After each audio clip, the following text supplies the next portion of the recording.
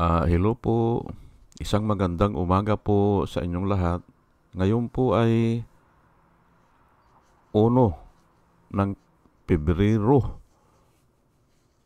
2025 at ang oras po dito sa Los Angeles, California, mga kababayan, mga minamahal, ay alas 7:12 ng umaga.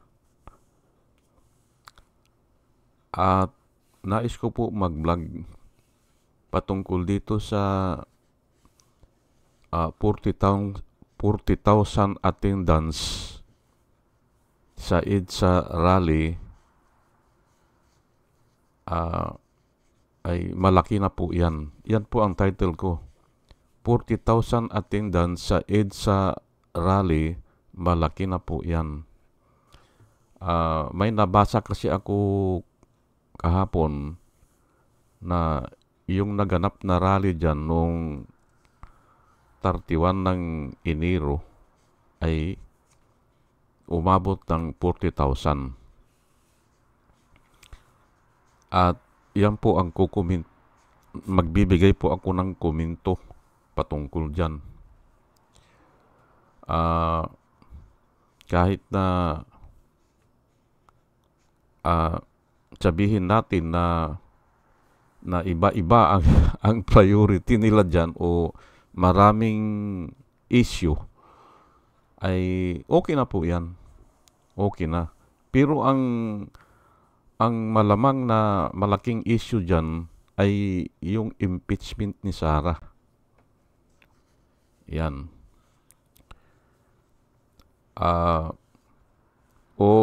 Halos lahat sila nagkakasundo dyan. Pero yung iba ay iba naman ang priority.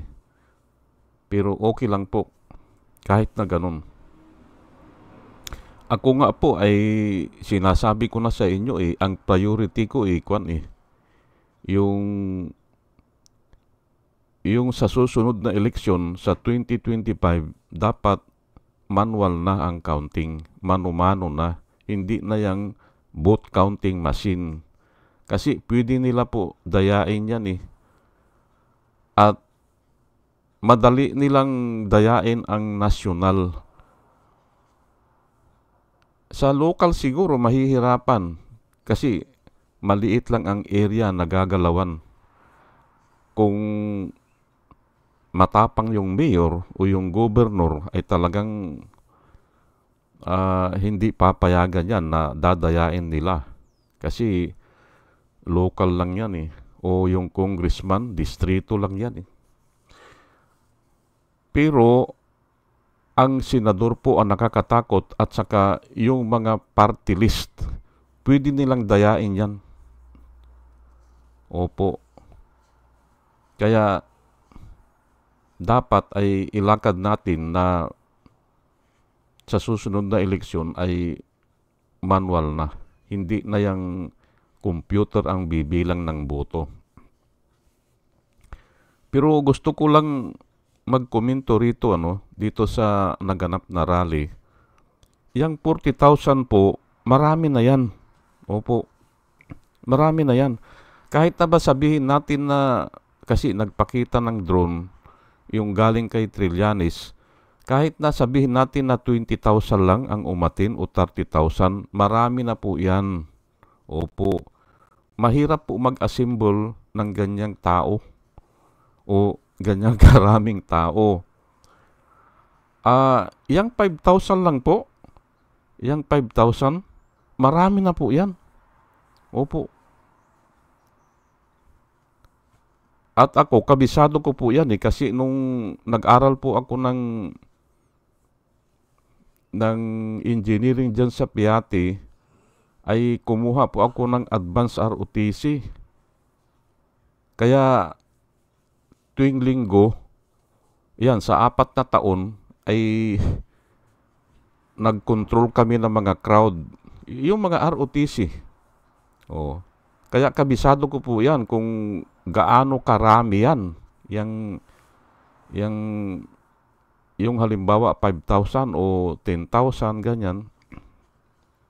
Kasi yung ROTC namin lagpas pa dyan Ang hirap i-control.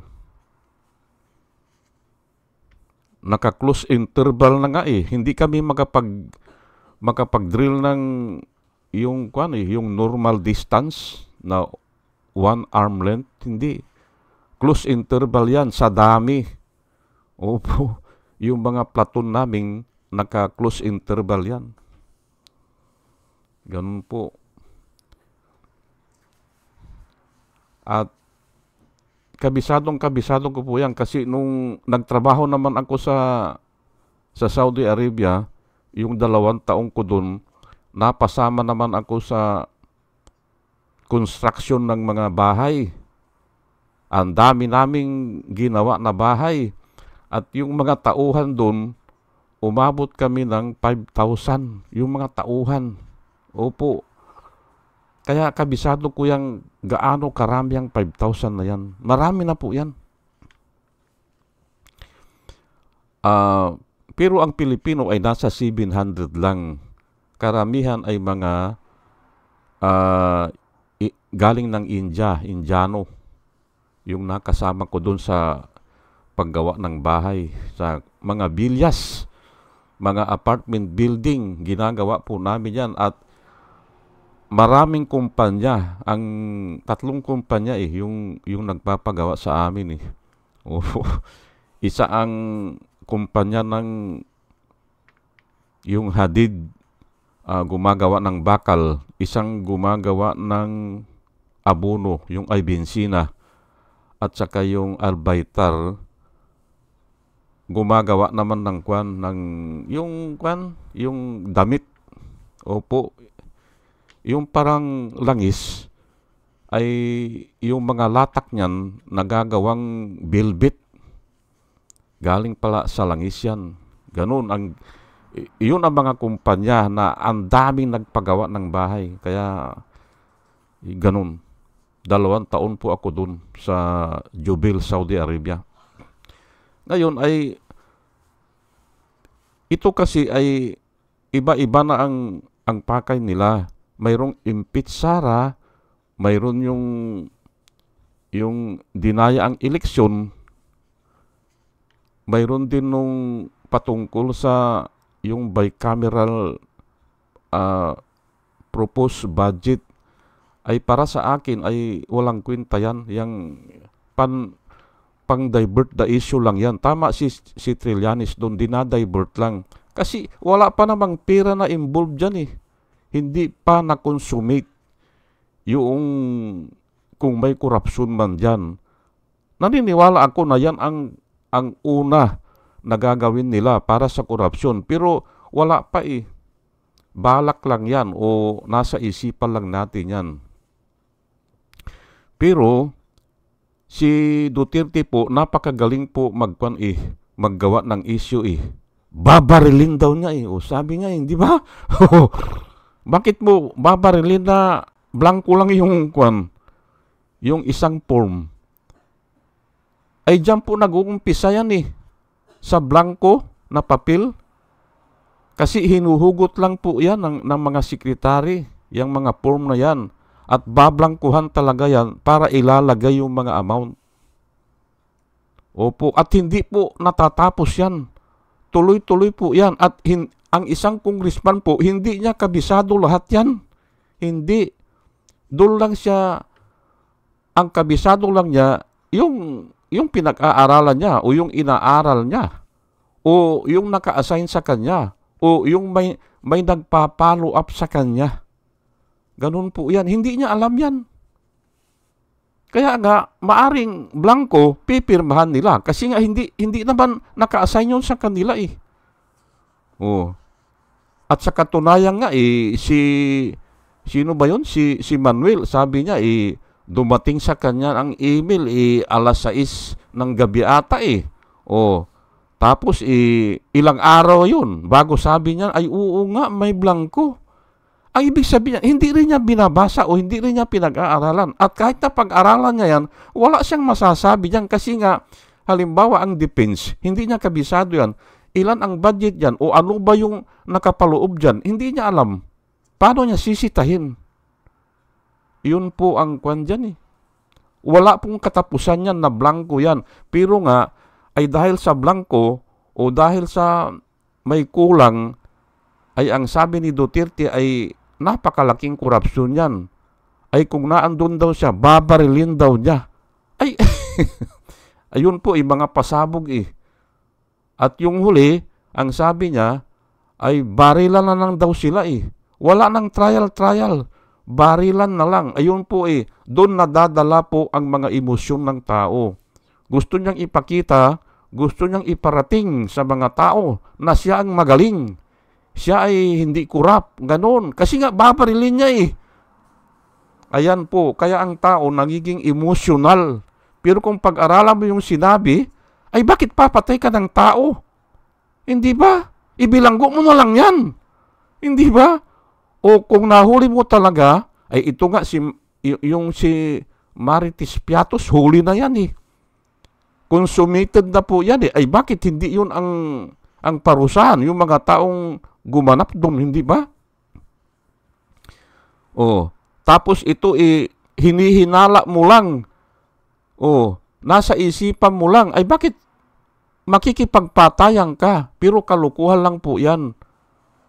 Alam niya naman na hindi pwedeng kasuhan yan kasi trabaho nila yun Yun ang trabaho nila na magbigay muna ng blanco at ipapaikot yan. Ang tanong ko po ay kasi po ako ay dumaan po din ako dyan sa mga bidding ng mga project. Dumaan ako dyan at bilang isang project management team, dyan po ako nahasa. Dyan sa pagbibigay ng budget. Kahit na electrical lang yung hinahawakan ko o mechanical lang o air conditioning lang, ay alam ko po yan. Kahit na yung trabaho ng civil ay hindi ko naman pinagpakialaman, pero pumipirma kami talaga doon na dumaan na yun sa amin. Ganun po yan. Sa project management po ay nag-i-estimate kami at alam namin din yung mga materials. Kaya pag in-interpret namin yung bid proposal nila, alam namin kung ano ang kulang. Ay yung mga congressman, alam ba nila ang kulang? Hindi ba?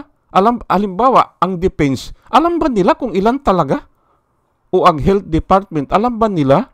O ang education, hindi nila alam yan Kaya nga may mga blanco. Pero may naka-assign po dyan na ang nakikita ko dyan ay tinutulugan ng mga congressman o ng mga senador.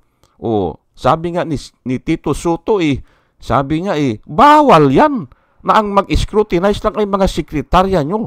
Kayo, kanya mag-scrutinize yan. Ay tama po yan kasi nga sa katamaran. Tapos ito naman si Rodrigo Duterte, babarilin daw niya. Wala sa hulog, hindi ba? Wala po sa hulog. Pero yan ay pasabog lang niya para madala yung mga tao. Ganun po yan. Huwag po kayong malito. Huwag po kayong madala sa mga ganyan. Pasabog lang nila yan para guluhin. Kasi nga ay naiipit na ito si Sara Duterte Pero ako, hindi rin ako payag dyan na i-impeach na yan. Kasi nga, nakikita ko yung bilang dyan sa Senado, panalo siya dyan. Nakita na nga natin yung diniscuss ko yung Chinese citizen, si Li Huandong ata yun. Na 19 senator ang gumawa ng batas para gawin siyang Filipino citizen. Doon mo makikita 19 out of 23 ata sila. Iwan ko kung may absent kasi 20 lang ang bumuto Yung dalawa siguro nag-abstain. Yung tatlo. Hindi natin alam kung absent o nagkasakit kaya hindi nakaboto. Isa dyan si Alan Peter Cayetano, hindi siya nakaboto Isa lang ang no, si Ontiveros lang. Pero yung iba, gumawa ng batas na hindi po nila trabaho yan. Ang trabaho nila ay gagawa nga ng batas, pero hindi lang sa isang tao, hindi ba? Bill of Attainder po yan. Yung ginawa nila, Bill of Attainder na na hindi dapat gumawa ang Kongreso ng Bill of Attainder na iisang tao lang o isang grupo lang na tao ang makikinabang. O, yung isang Chinese citizen lang, o, ay binayaran sila siguro yan. O, kaya nga, nasa konstitusyon po, walang Bill of Attainder na iaapurbahan. Forbidden po yan. Yang ginawa ng mga, pero ginawa nila, hindi ba? O, naintindihan nyo naman siguro. Iba po yung C5 na paggawa ng C5, ginawang batas, halimbawa, kasi marami po ang nakikinabang dyan yung dadaan ng mga tao. Although na ang malaking nakinabang dyan ay mga bilyar kasi dumaan doon sa lupa nila. Pero mahirap pong patunayan na sila lang ang nakinabang. Kaya hindi Bill of Attainder yun. O, kahit na yung magbibigay ng permit sa mga malalaking kumpanya, pwede yan kasi makikinabang po ang mga tao dyan sa in the means of employment, hindi ba? O magkakaroon ng business enterprise, ganun. Okay po yun. Pero ito ay Chinese citizen, gagawin mong Filipino citizen, siya lang ang nakinabang dyan. Di ba? Kaya Bill of Attainder yan. Diyan ko po kinukuha, kaya ayaw kong ipasok na yung impeachment na yan. Talo ay kung naipasok na yan, 1 year yan, bago mo kasuhan ulit. Makakapagpahinga. O, ay ngayon, hindi nakakapagpahinga yan because hindi nagre-relax yung attempt na i-impeach siya. At palagay ko, pag dumating yung ICC, ay tuloy-tuloy na yan. Tuloy-tuloy na. Lalo na kung huhulihin si Bato, pati si Bato at saka si Bongo, wala na yan. Wala nang power yan. Yan po ang sinasabi ko po dito. Kaya, ako po ay, doon sa nilalakad ni General Rio na dinaya talagang eleksyon. Yung 32 million na yan na kay Sara Duterte, wala yan, hindi totoo yan. At saka yung 31 million kay Bongbong Marcos, hindi totoo yan. Pati yung pagka number 1 ni Robin Hood Padilla, hindi po totoo yan. Hindi po tanga ang mga tao para bubuto ng walang alam sa batas, hindi ba? At napatunayan na natin yan. Yung kila Nikki Cositing, hindi na po nanalo yan. Si TC Aquino Orita, hindi na po nanalo yan. Wala pang involved doon na korupsyon. At saka si Kit Tatad, si Francisco Tatad, hindi na po nanalo ng senador. At sinesearch ko, pati congressman, hindi na sila nanalo. Kasi nga, isinuka na sila ng tao nung impeachment trial ni Irap. Hindi ba? Sumayaw si nagjig si Oreta TC Aquino Oreta Oh, dahil nanalo sila Ngumisi naman si Nikki Cositing at ito naman si napakayabang, hindi ba? Naging mayabang doon si kasi hawak nila ang Senado naging mayabang sila. Let us divide the house. Oh. Ay bakit mo i-divide ang house sa walang kwentang bagay? To open or not to open the second envelope. Ay, ang gusto po ng mga tao, makita ang katotohanan. Doon po sila, sumubra ang kanilang kagalingan. Sumubra ang kanilang katalinuhan. Nakita po ng mga tao yan. Kasi nga hawak nila pero hindi na sila ibinoto. Yun po ang nilalakad ko po dito. Hindi po tanga ang mga tao. Kaya lang lumabas yan kasi nga doon sa Smartmatic 192.168.0.2. Iyan po ay nag-identify niyan ay yung server ng Comelec na ang nagpadala ng boto, 51% ng boto ng buong Pilipinas ay yun lang ang nagpadala, hindi mga vote counting machine. hindi po nagamit ang mga vote counting machine. 51% po ng vote counting machine hindi nagamit. Kasi nga, 51% ng boto ang nagpadala lang iisang machine. At private pa doon sa server ng Comelec. Kaya nga po hindi parehas ang boto eh. At 8:02 ng gabi at alas 8:02 ng gabi, hindi parehas ang bilang ng Comelec server at saka transparency server na ginagamit ng PPCRB. Na samantalang dapat yan at anytime, iisa po ang boto yan. Iisa ang bilang na nabibilang nila. Kasi nga, iisa ang nagpadala eh. At iisa din ang message na pinadala at iisa ang time na pinadala. At di dapat iisa ang bilang yan, ay bakit ang PPCRB ay 20 million na at 8:02? At 8:02 naman, ang bilang naman ng Comelec server ay nasa 12 million lang. O, at di ba'y ginagawang milagro yan, hindi ba? Ayan na nga. Ang linaw po. Hindi ba? O, kaya nga ito ay nag-aaway-away na sila. Ang Bongbong Marcos at saka ang Duterte. Kasi nga, alam nila, dinaya nila yan eh. O ako ang dumaya dyan. Sa isipan siguro ng mga Duterte, ay dapat kasama ako makinabang dyan. Dapat kasama ako dyan. O, ganun po yan. Pero God works in mysterious ways. Ayan po, yung dati silang unity na sinabi ni Amy Marcos na forever daw, ay sabi ko, may mangyayari dito na hindi maganda. Kasi nga niluloko ni Amy Marcos ang mga tao. Hindi ba? Niluloko niya mga tao. Anong forever yan na pambihira? At palagay ko siya ang magsasuffer dyan. Oh. Sinabi niya na forever daw Pero alam ng mga tao, paano magiging forever yan? Alam ng mga tao na sa politika, walang permanente na kaibigan. Wala. Ay tapos sasabihin ni Amy Marcos ay pagbabayaran niya po yan. Dahil sa panluloko. O pero po ay ako po ay magpapasalamat po na sa mga subscriber po natin. Kahapon pala nag-comment si Hiasmin San Juan. Opo, salamat po sa inyo doon sa comment nyo.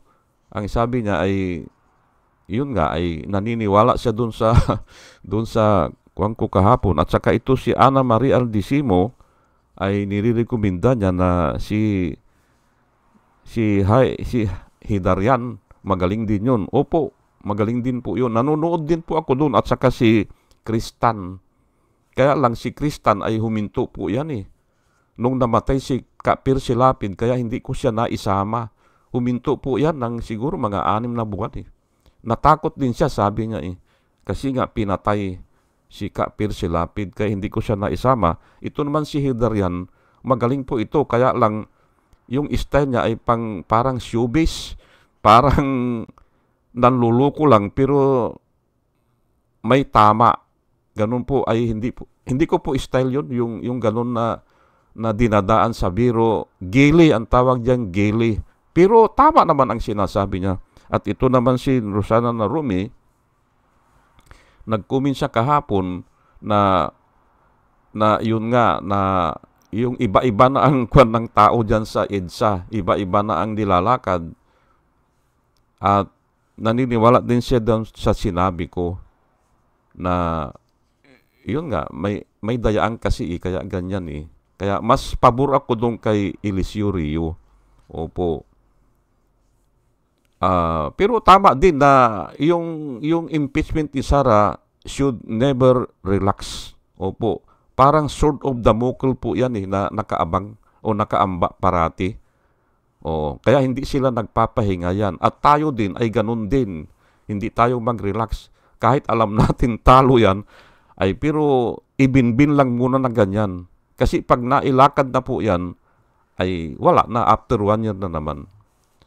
Ito po sila, si Rosana Narumi ng Japan, Al Ulalia. Salamat po sa inyong lahat, ng Bacoor, Pampanga, Libra Girl, Alex Sarmiento, Dolor Garcia ng Milano, Italy.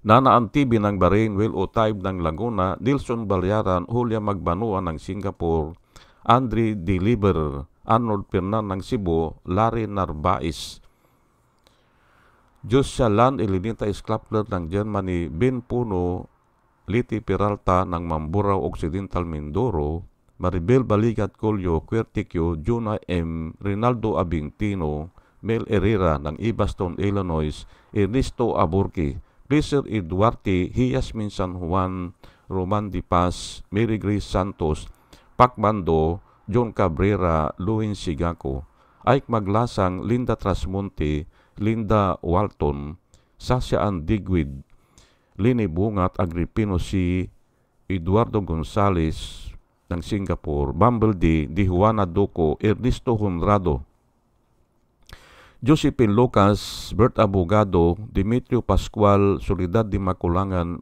Brinda Martin, CJ Torrio, Melchor Tolentino, Brother Pacamara, Manuel Lim, Danilo Magno, Lawrence Alindayo, Edelberto Infante, Bus Reyes, Paul Vincent Lim, Sonny Gaya, Rupino Baldos, B.T. Velasco, William Ilay, John D. Cinco, Victorino Ripran, Norman Nabatar, Bonifacio Avila, Danilo Magno, Carl Arman, Salvi Ibanez, Dumos Ticton, Tibtib Mercado, Bernadette Francisco, Yoser P.O., Cyril Andres, Hermihinel Dogardi, Rubin Dilpin, Mama Gina, Lanzo Bintak, Leonardo Asibis at saka si Jose Tosi. Salamat po sa inyong lahat.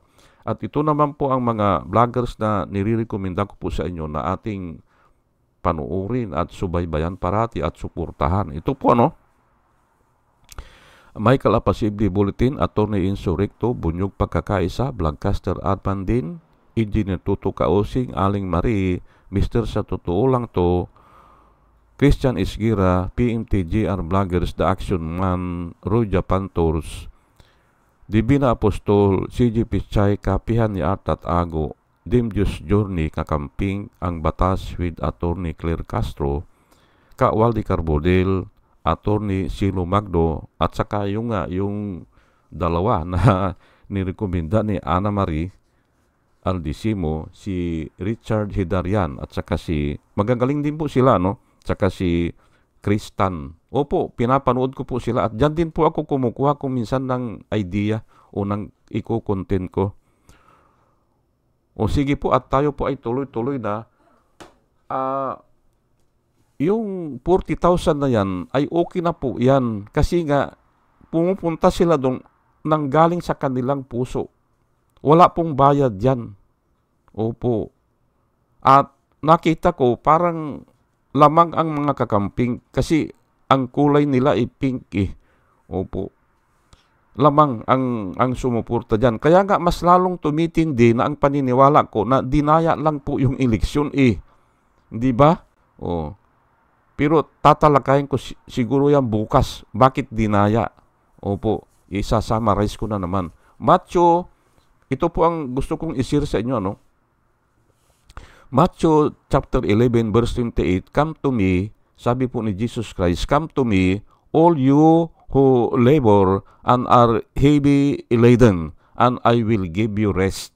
Yan po ang nakikita ko dyan. Kaya pumupunta po ang mga tao dyan, sawang-sawa na po sa korupsyon. Parang nawawalan na ng pag-asa, hindi na masugpo. Opo, ay lalo na ganyan, ay nagbabayad tayo kay Robin Hood Padilla, ay 6 years yan, babayaran na ganyan. Wala namang ginagawa, walang alam, hindi ba? Na ang tao po ay talagang labor in pain at saka heavy laden. Napakabigat na po talaga niyan. Magpapasahod ka ng mga congressman na ganyan na ang iniintindi lang ay pansarili lang, hindi ba? At yan na nga, dinaya lang po yan eh. Lalo na dyan sa kwan anong ilalaban natin dyan sa kwan? Dyan sa Senado na nung 2019, 12 yan.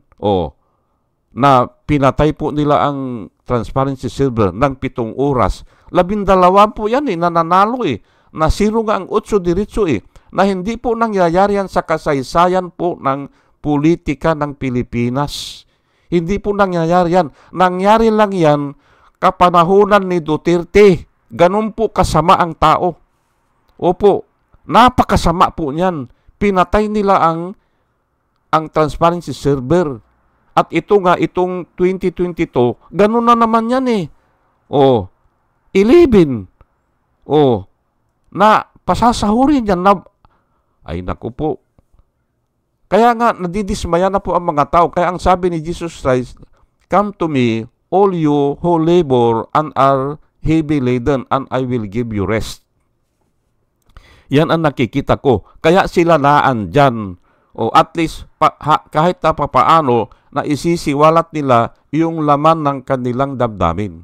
Ayan po At ito po ang sinasabi ko. Kaya hindi po hihinto yan eh. At sinabi ko dyan, yan lang ang umpisa. Tuloy-tuloy na yan. Kasi nga nanggagaling po sa puso eh. At ito po ang verse na isishare ko sa inyo. Kung bakit ganon. John 7, chapter 7, verse 37 po ito. On the day, on the last day,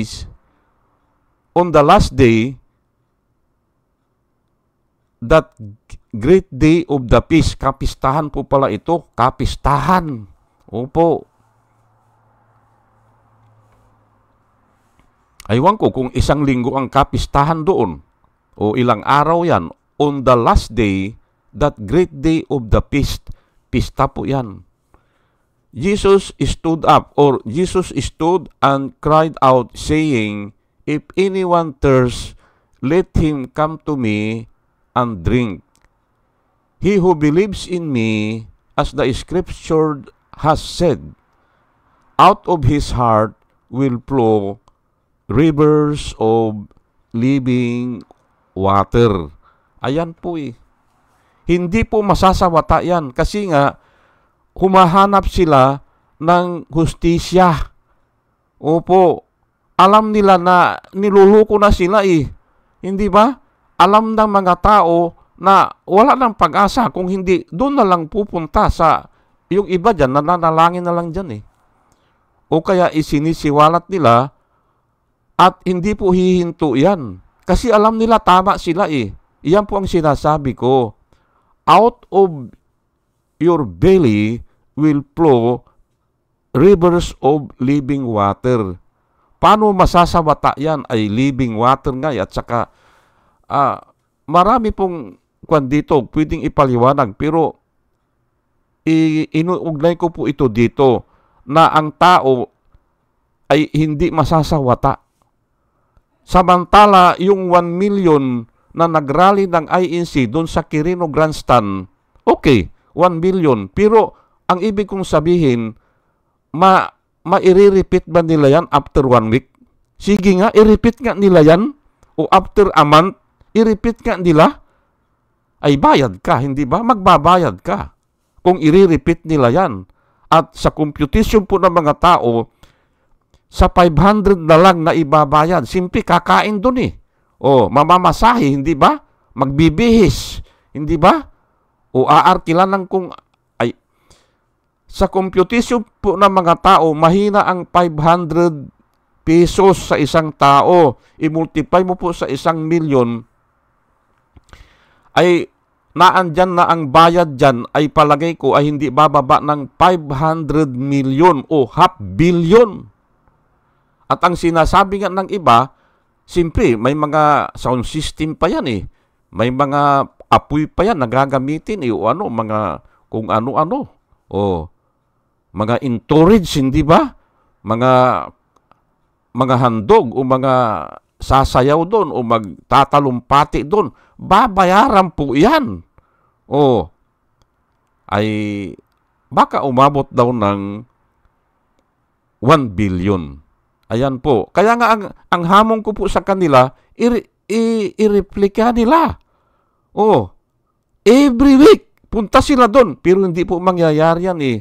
At ito nga sinasabi ko pag lumabas na yung INC na yan, pag pumarada na sila yan, naganganib na po yung tao na nagbayad sa kanila. Naganganib na. At ako nga, hinihintay ko na lang, ilang araw na lang o ilang linggo na lang, ay mapapatalsik na yan.